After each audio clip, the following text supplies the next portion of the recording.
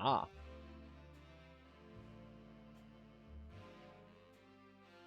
Greetings, folks. I'm glad to be here, and I'm glad that you are here. Today, we are back playing some Magic the Gathering Arena, as always, here. Trying to jam a little bit of nonsense. We are Cabaretti Reveling today, and we played this deck a little bit on stream, and it was fun. Had a great time.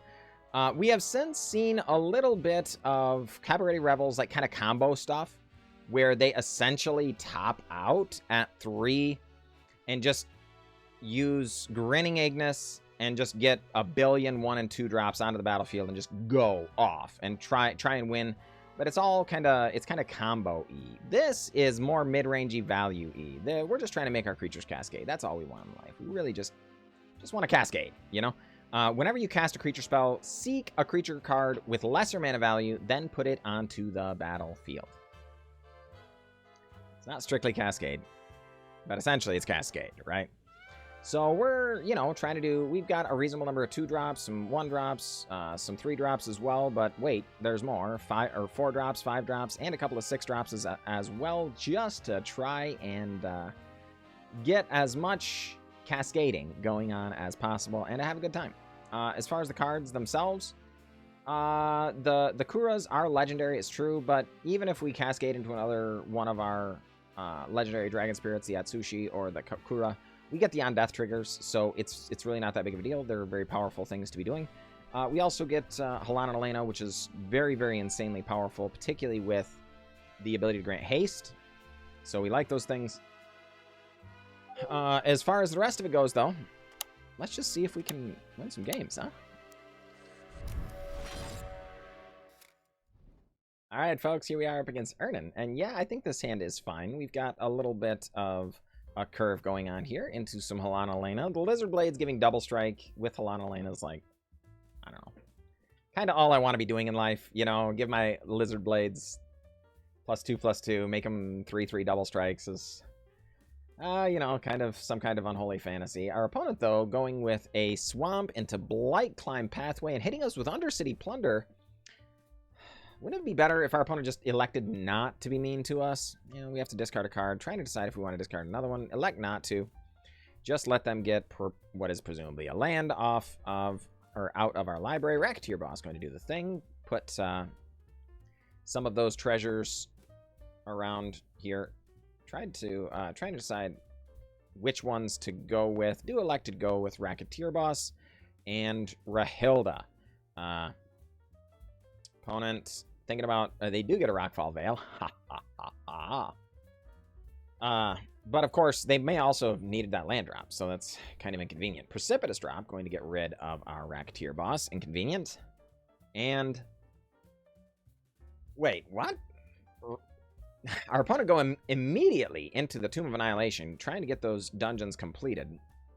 Inconvenient. So we go with Racketeer Boss, going to have our cards make treasures. We go with Tenacious P to gain treasures. And of course, Rahilda going to make a pair of treasures. Kind of nice. Yep, join the party.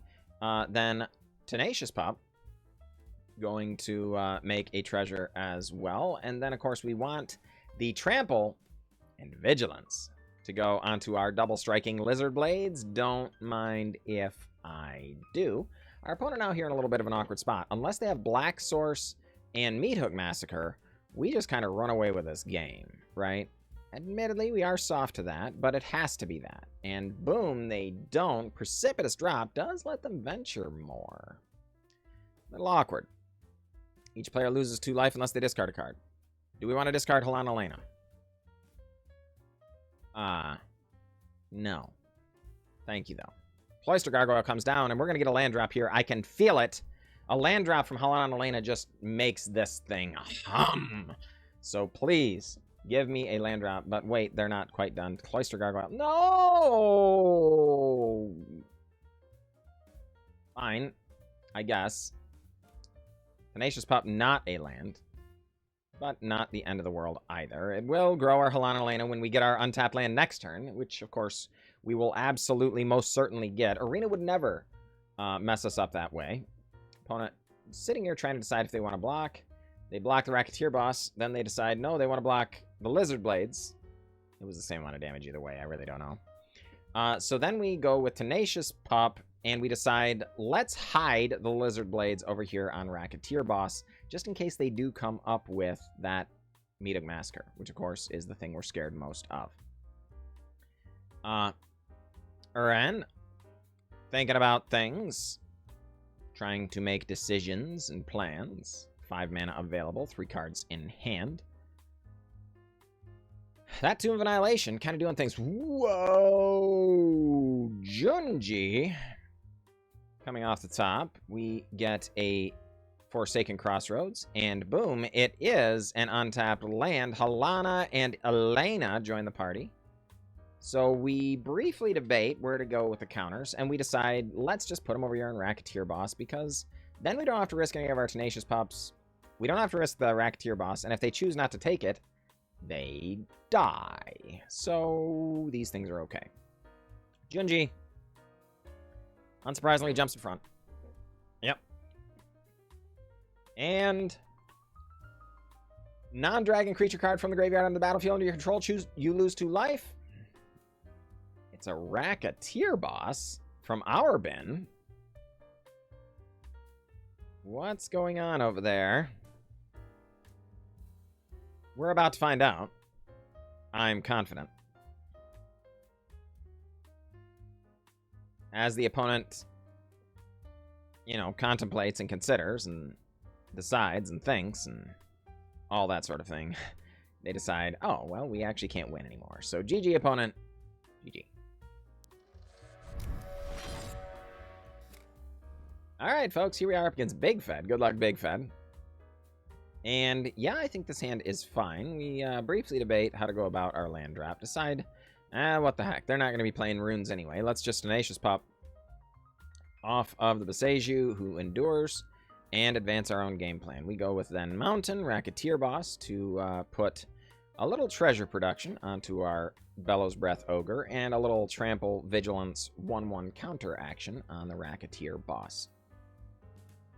Big Fed goes to the plains and foretells E-I-E-I-O.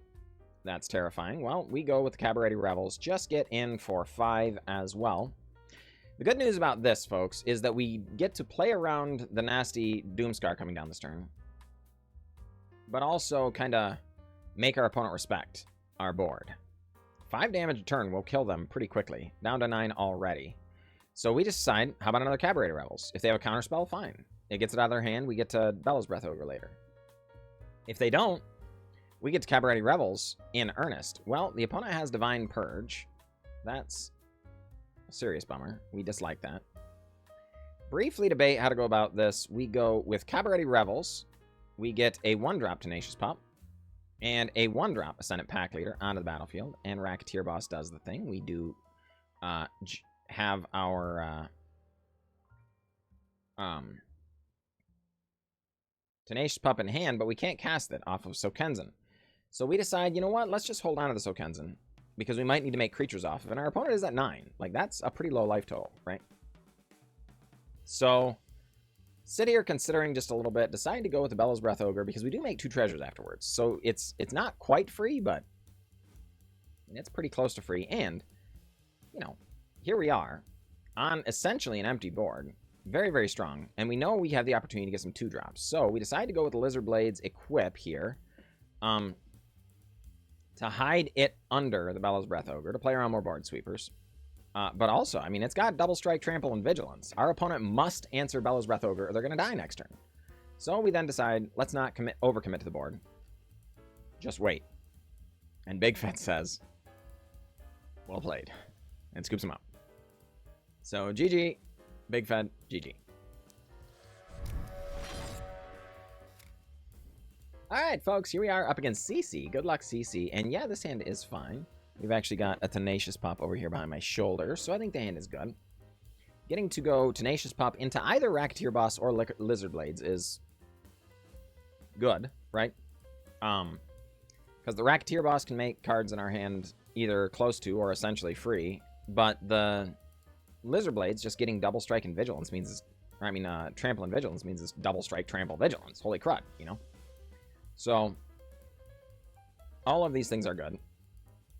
Our opponent just goes with an Evolving Wilds into snow-covered forest. Well, we've got to be aware of things like Blizzard Brawls and the like, so we decide to go with a little higher power on the Racketeer Boss. It also will allow us to equip Lizard Blades to it without hiding the Trample and Vigilance counters, right? We will see. Opponent, I guess, scooping them up. Folks, sometimes you have to earn them. Sometimes you don't. So, GG, opponent, GG. Alright, folks, here we are up against Marco Ross. Good luck, Marco Ross. And yeah, this hand is definitely awkward. No 1-drops. Like, no Cabaretti Revels. But we can't really throw it back either. So we decide, what the heck, let's hang on to it. Briefly debate our land drop for the turn because we do want Den of the Bugbear to be untapped. If we drew another of that sort of land, we might need that. But we also want to have green on 3. So a little awkward. We decide to go with Forest. Spearmail Synthesizer comes down. Exiles a card they can't play. Alright, Tenacious Pup is interesting. Do we end up going with that here or just Rahilda? Yeah, I guess the Rahilda is the better option because it's an empty board. Our opponent is on mountains, so they probably have some kind of shock effect somewhere, voltage surge, that sort of thing. Make them use it. Otherwise, we start getting a lot of value from the Rahilda. You know, we of course hope they didn't have it, but you know, they did, so no big deal. Sit here trying to debate. We do decide, just Kazandu Mammoth. Let's just do that thing, you know? And, you know, worst case scenario is we Tenacious Pup, Lizard Blades next turn, or Bellowsbreath Ogre if they still don't have a board. You know, both of those things are very powerful options, even without a land drop. With a land drop, we're attacking with a 5/5. Right? Opponent does exile a swamp, which is, you know, fine for them. But Blood Tithe Harvester shows up. Okay. Well, awkward. So we decide Racketeer Boss to put treasures on the Tenacious Pup and the Lizard Blades. Make up for the lack of land drops with just, you know, very large things. We decide to attack with a Kazandu Mammoth. It's likely they wanted to trade the Blood Tithe Harvester anyway. But we just don't want them to be able to stack up a bunch of those Blood Tithe Harvesters and then get the... Oh, what's that called? The Kikijiki, right? And then just ruin our life. So, because we don't have a ton of interaction, right? Our opponent does go with Sanguine Statuette. Hey, we finally get a land drop. Briefly consider Lizard Blades pre-combat, but our opponent's definitely representing removal, so...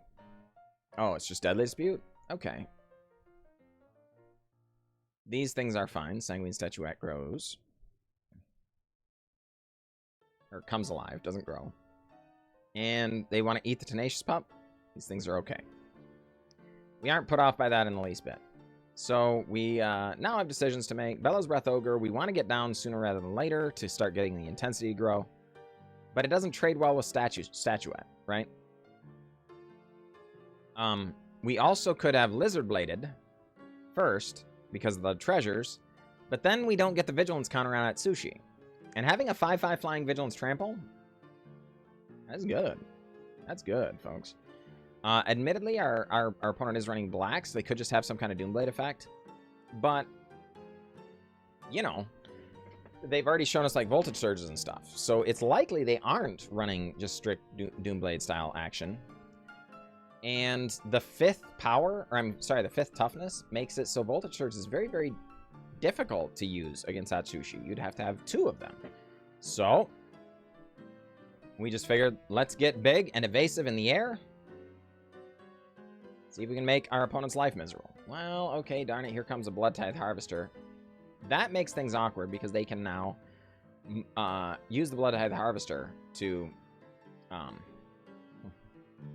shrink our Atsushi in the future. But for now, Lizard Blades make a treasure. Folks, I think you can see where this is going.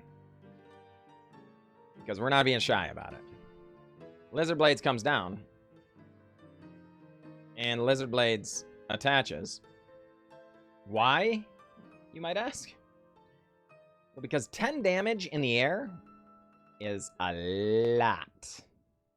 So our opponent going from a very healthy 17 to a much less healthy and facing lethal 7. We don't want to give them a lot of time to handle this Atsushi. Is it possible to handle it this turn? Of course. They could just get another blood token producing anything. And then they have enough for the Blood Tithe Harvester itself to handle it. But if they don't have that, they may even have to just sacrifice the Blood Tithe Harvester to shrink the Atsushi down to just not die, right? That would be a great outcome for us. The opponent, though, goes with Warlock class. Digging through the top several cards of the library.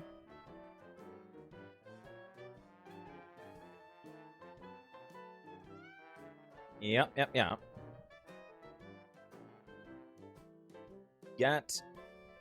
Not sure what that was. Well, darn Epicure. No. Phooey. Well, so, inconveniently enough, they got exactly what they needed. But it is what it is. We have 6 mana available. Let's use the Atsushi to get cards off the top of our library and compensate us some. Oh. Well. Avabruck Caretaker is a good draw, if I do say so myself. The Cabaretti Revels wouldn't be bad either, in fairness. And the Bellowsbreath Ogre just hanging out there in hand. Being able to start attacking and pinging down 1/1s, that's not so bad. But our opponent going to use their Oni Cult Anvil, sacrifice a blood token to make a couple of dudes. Sanguine Statuette going to turn into a creature. No. Just going to ping us a wee bit. We drop to 18. They go to 8. And after some brief deliberation on their turn, we just say, what the heck, man? Let's not overthink this. Avabruck Caretaker is a 6/6, is a 6 mana vigilant creature. As much as I would love to have that Cabaretti Revels, there's just nothing we can do here that's going to compete with that size. So, Avabruck Caretaker, +1/+1 counters. And yeah, what the heck? Lizard Blades. It's double striking.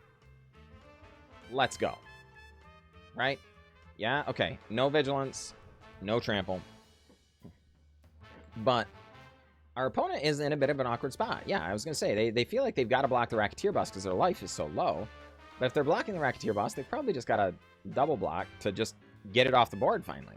They just don't have that option with the Lizard Blades. So they have to use the Oni Cult Anvil to gain a little life and try and salvage the situation some. But darn it, this is a lot of power and toughness. A lot of it, right? And it's only growing every turn. And the Hexproof, whew, that's awkward. That's awkward for Marco Ross to deal with. Oni Cult Anvil going to sacrifice another thing, make some dudes, sure. Experimental Frenzy comes off of the Experimental Frenzy, joins the party, and gets Haunted Ridge. Well, opponent at 10 life. Oh, Sokenzan Smelter. That makes things awkward. We're suddenly not thrilled about that. Sokenzan Smelter will sacrifice the Experimental Frenzy. They get Obnixilis off the top. Go through combat. Obnixilis going to come out of the hand, or out of exile, almost certainly, and sacrifice that 3/1, get 2 Obnixili.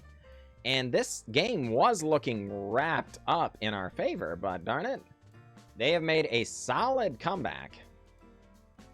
And having a pair of Obnixili is definitely a good path to coming back into this game. They go down for 1, so they get the life gain and the damage or the life loss as well. We briefly debate here whether or not we're supposed to discard because, you know, we have a lot going on in our hand. And just casting nothing is a very viable option for the Avabruck Caretaker. The lack of trample is concerning for that line. So it's tough whether or not we're supposed to... Because maybe we're just supposed to discard everything, who cares? And just plan on having the board beat them. The problem with that line is if they keep drawing artifacts, and their deck seems to be pretty well built for continuing to draw artifacts, right? So we do decide we need to advance the board more first. Lizard Blades, join the party. Attach the Avabruck Caretaker.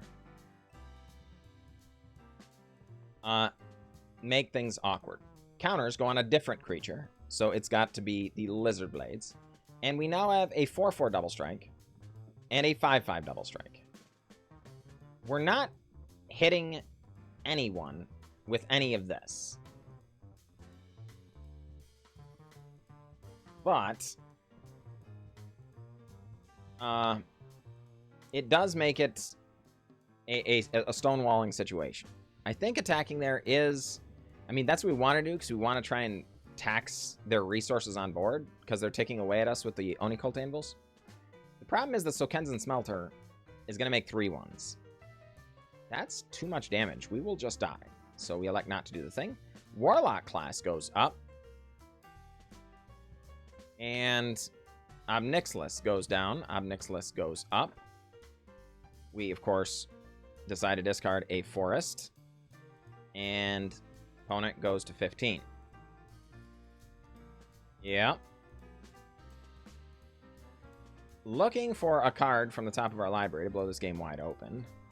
But the second Onicult Anvil just doing work over there. Sanguine Statuette becomes a creature. So Sokenzan Smelter going to make a blood token likely into a creature. Does. And I mean, this is a lot. Especially when we're already down to 11. But Marco Ross now has to decide if they can actually decide to attack or not. They don't hit us with any of the 3s. Unless they also attack with the Sokenzan Smelter. But if they give up on the Sokenzan Smelter, they can really knock our life total down good solid, right? So it is a bit of a tough spot. And they deliberate heartily. But again, I don't fault them for that. This very well may be the most important turn of the game. They've definitely stabilized to a certain extent. Just have they stabilized enough is the question, right? And not sure on that. Very difficult to say. So if it's time to give up on that, then they just chump block and use the Obnixilises to kill us, essentially, because we don't have trample. However, that game plan does fall apart if we draw trample, right? So as the clock begins to tick down, they decide, well, let's just get in with everything. Let's sans Sokenzan Smelter. Literally everything that doesn't have summoning sickness gets in. This is a very aggressive decision. I do think, given what they know, it is the correct decision. They know we're doing very powerful things, but they don't know what, right? Or they don't know what else is in our deck, because we're not playing a known deck. So they can't play around everything, and they know it. So they do give up their highest power creatures, but they do also get us down to a much more achievable 8 life. And that is bad for the home team. Onicult Anvil going to sacrifice, drain a little more, down to 7, down to 6, and we are dead. No! So close and yet so far. GG. We have reasonable land to keep here, just on the high mana cost side. you know, no 1-drops or anything. But the Racketeer Boss kind of helps things some. Hold on, though. Off the top comes Tenacious Pup, and that helps a lot. Our opponent with Rafine's Tower over there leads us to believe that we've got to watch out for Rafine themselves, because that is a heck of a magic card. And when they're on the play, oh no, I was going to say, when they're on the play, they could have things like Luminarch Asper or something, just run away with the game, and this is not the way we want to start. But we do have a powerful hand of our own, so we're not out of this yet. We do need to make some powerful plays to try and come back into this game. Racketeer Boss doing its thing. We put the treasure things over there. We don't want to suicide our Tenacious Pup, so our opponent gets to turn back. Shipwreck Marsh being played, and another Luminarch Asper. Believe it or not, we're actually kind of happy about that. Normally, Luminarch, you're just like, oh gosh, we're going to get buried. But we're just happy it's not Rafine. Honestly, that card is broken with a capital B. Luminarch Asper charges in. We drop to 19. Opponent going to throw counters around. Where do they go? Luminarch Aspirant gets a counter. Luminarch Aspirant going to get a counter as well. Which is which? Well, we'll find out. Turns out they make one a 3/3 and the other a 2/2. I don't know how they would have managed to do it otherwise outside of needlessly stacking them all on one creature. Tenacious Pup going to continue just hanging out here, witnessing the world as it passes the little puppy by. Valmira Protector Shield is kind of surprising us here. But 5 damage drops us down to 14. Not ideal. Counters. Counters. Yep.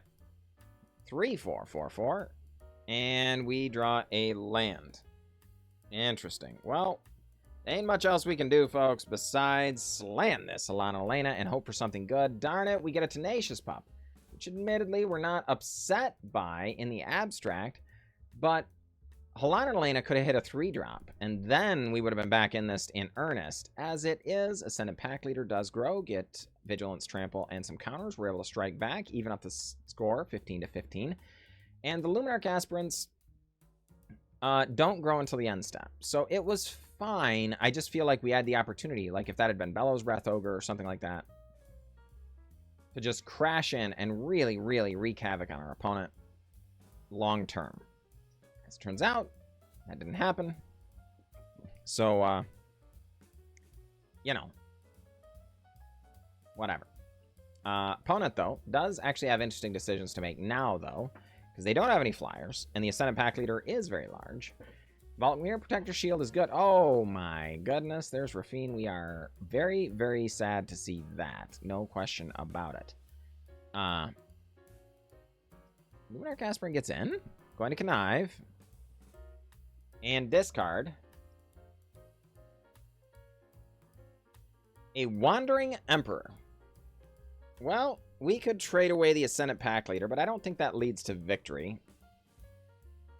So we decide to just chump block, allow the counters to go on Rafine, and pray we draw something useful. As it turns out, we find something useful. Lizard Blades shows up. We get our last Tenacious Pup out of the deck. Lizard Blades will be attached to Ascendant Packleader. You're never going to believe this, but folks, an 8/7 double strike trample vigilance is lethal. So I was sitting there being like, oh man, we're getting 1-drops and we should be getting 3-drops. And it turns out all we needed was 1-drop. So GG. And I'm sorry, Tenacious Pup, that I ever doubted you. That's my bad.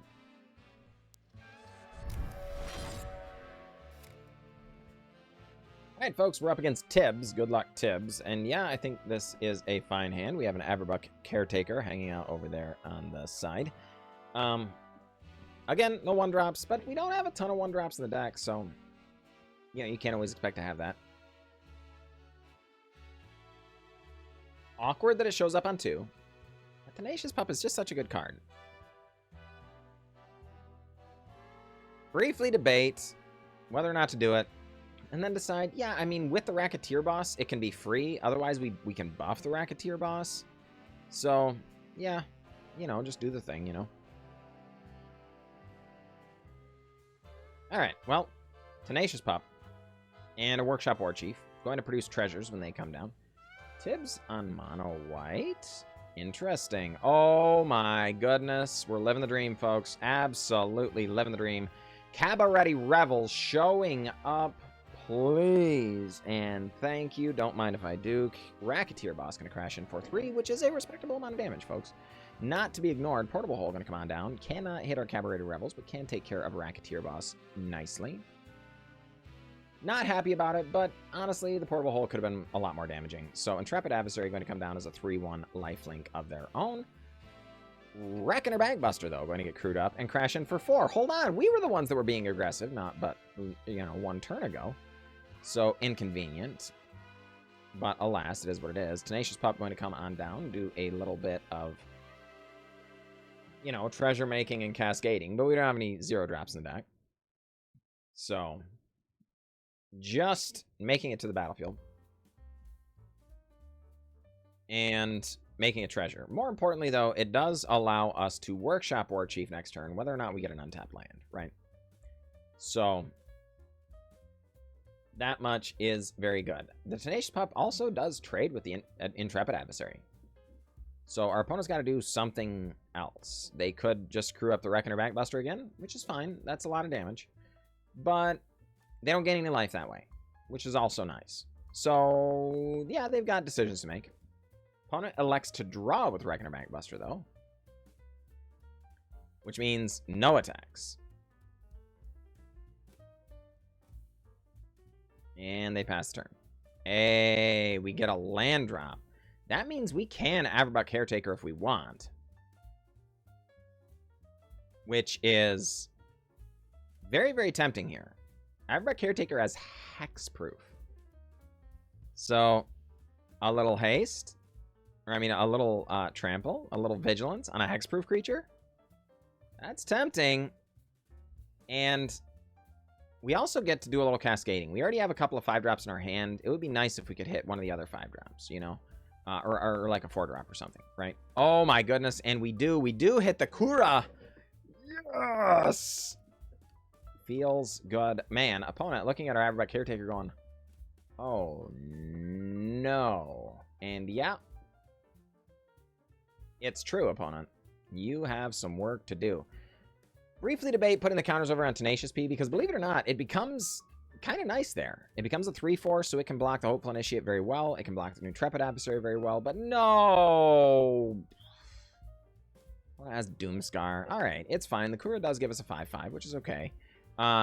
We now have decisions to make. We can blitz in the Workshop Warchief and actually get damage in this turn and draw another card, which would be nice. We also do get the Cabaretti Revels trigger first, but it's fine, and it turns out it was more than fine. We hit Lizard Blades, and our opponent going to take 10 and says, we can't stop this. GG, indeed.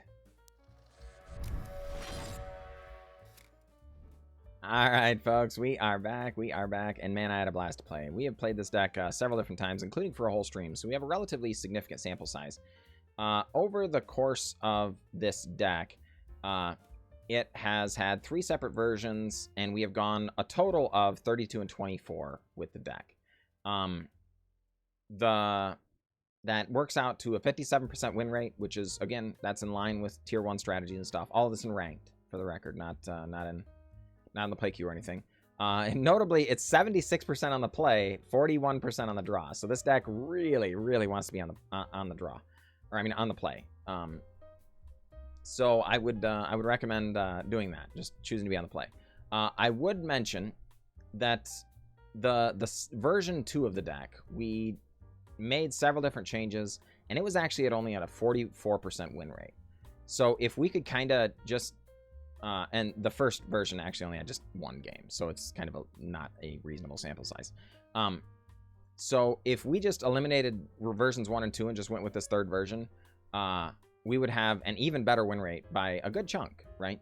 So, I would say it's not perfect, though. As far as things we might change, the more I've played with it, the more the Bellowsbreath Ogre just has not done what we wanted it to do. We've seen it do good things a couple of different times, but it's never quite there. There has to be better options here. And in fact, it's quite possible maybe just padding the land count more with more Kazandu Mammoth is just better anyway. But we want other good 3-drops And I don't think Bellowsbreath Ogre is good enough. So I think we can do better here. Let me know in the comments below which one you think might do that. And how you might maybe just tweak it a little bit and improve it. Again, the deck kind of has been crushing. It's right up around a 60% win rate. At this version, at least, is I think it actually would be over a 60% win rate if we eliminated the first two versions. So it's not like it's bad. I don't think we need to wholesale just gut the deck or anything like that. But, you know, seeing what we could do here, maybe. It's also possible the Rahilda is better off just a one-of because it is legendary, so we can cascade into it. I think cascading to multiple Alana Alenas is just fine. It's a fine risk to take just because this is so good in this deck. It does everything we want to do. Putting counters on trampling large creatures, flying creatures, all that kind of thing is good. Giving haste to things, putting counters on lizard blades and all kinds of stuff. Like this is what we want to be doing here, I think, for sure. So I don't think we want to change this, but the Rahilda specifically, maybe. It's also possible the fact that these are legendary isn't ideal. The deal is we're not cascading into them very often. There's only a total of 6 creatures up here at the top where we can cascade down. So we're not cascading down this way that often. We're mainly doing a lot of our cascading in this region. So not a huge concern. That said, it was fun. So I would absolutely encourage you to craft it if you've got a whole bunch of these cards just hanging out. But I do want to say thank you to everybody who watched and encourage you folks, please subscribe. It really helps the channel a lot. If you were enjoying this video and this sort of content, darn it, there's more of that where it came from. We upload on the regular and have been for quite some time. So come on and check us out. We'd love to have you. That said, I will catch you all next time.